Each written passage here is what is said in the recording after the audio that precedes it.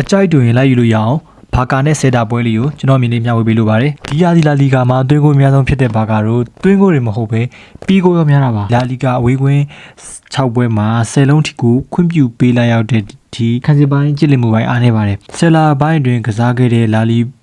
ဂါ၄ပွဲကိုကျွန်တော်တို့ဂိုးမပေးရတဲ့ပွဲမရှိသလောက်ကိုပေးရတာပါ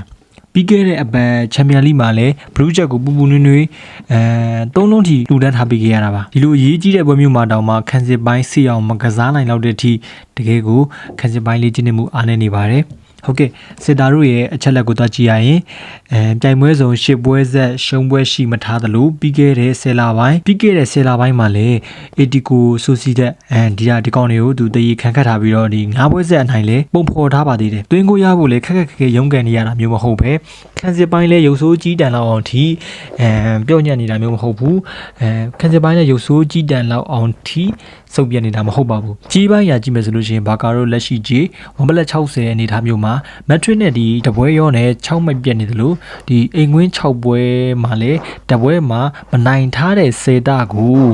ရမဲ့ရလို့မှုစန္ဒပြင်းပြမယ်ဆိုရင်ဘာကာတို့1ဘလက်60အစားစေတာတို့လက်ရှိခြေတက်နေတဲ့ဆိုရင်တောင်မှအနေဆုံးသူအမတ်ရလို့မှုစန္ဒလူဝင်ရကြစ်လက်မှုရဲ့မျက်နှာကိုထောက်ပြီးတော့ဘာကာတို့1ဘလက်20 30လောက်တော့ပြီးတင်တယ်လို့ကျွန်တော်မြင်မိပါတယ်ဒါကိုလူရထက်ပို့ပြီးတော့ဈေးတန်းလေးရော့နေတယ်လို့မြင်ပြီးတဲ့အတွက်